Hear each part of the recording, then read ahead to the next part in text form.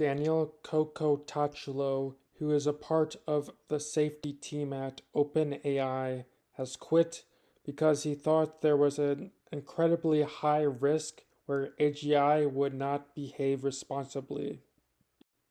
Back in February, he said, "I think AI doom is 70% likely, and I think people who think it is less than, say, 20% are being very unreasonable."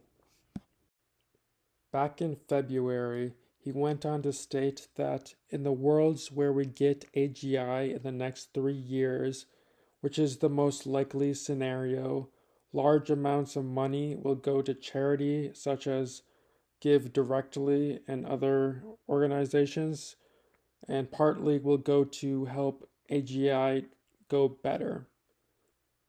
He says that year 2024 to 2026 are the most likely years AGI will arrive.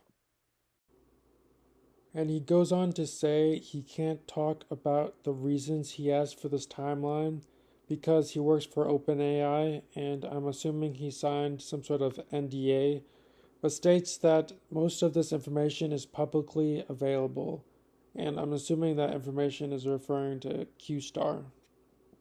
He further went on to say, "When I say AGI, I mean something which is basically a drop-in substitute for a human worker circa 2023, and not just a mediocre one, a good one, for example, an OpenAI research engineer."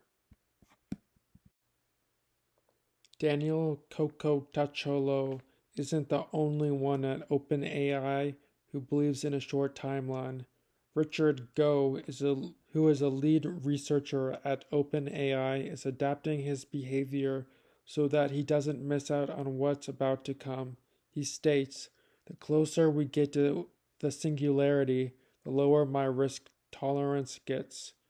I'd already ruled out skydiving and paragliding.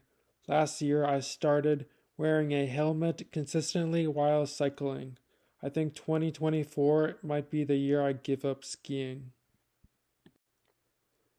I wanted to end with Sam Altman saying, "This is the most interesting year in human history."